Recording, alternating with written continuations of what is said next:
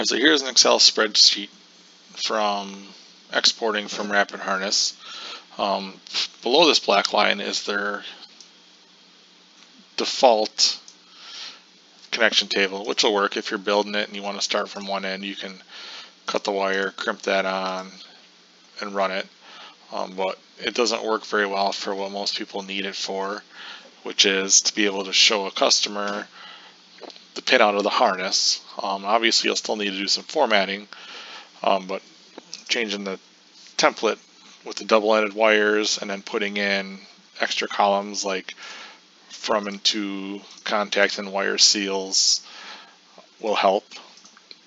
This one I don't have the twisted on there. This is our default one that we use for all of our stuff. But as you can see, the fuse box 1 through 12 is all populated. Front switch only uses 2, 3, and 7. The front light bar, here's your front switch splice, your ground splice, your ignition splice, here's the ground ring.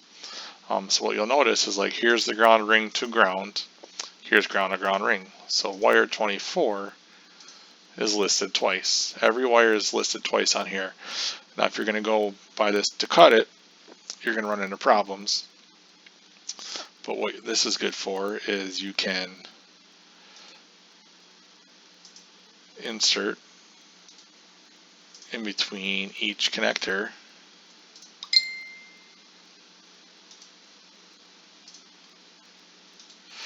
and your splices, and now you have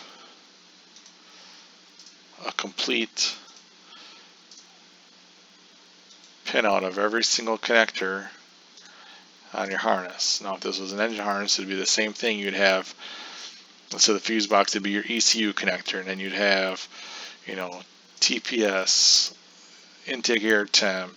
You'd have all your splices in there if your injectors are sharing something, or all your grounds going somewhere, your sensor on your 5 volt, your 8 volt, whatever setup you got, all your injectors, anything would be on there, and it would show where from the rear switch here, pin 2 goes to the rear switch splice, pin 4 goes all the way to the bullet, pin 5 goes to the fuse box, pin 6 and 7 both go to ground. The same thing on the fuse box. Like, alright, where do all these pins go? And if your customer's trying to troubleshoot something, they have all that information. So this is pretty close to what most people want to send their customers, and there's no colors and no pictures, etc. You'll still have to insert that stuff, but at least you're halfway there. And then if you were to change the cut list where it had the from PN, it would tell you your connector too, so then you can just, if you want to, cross-reference it over or figure it out that way.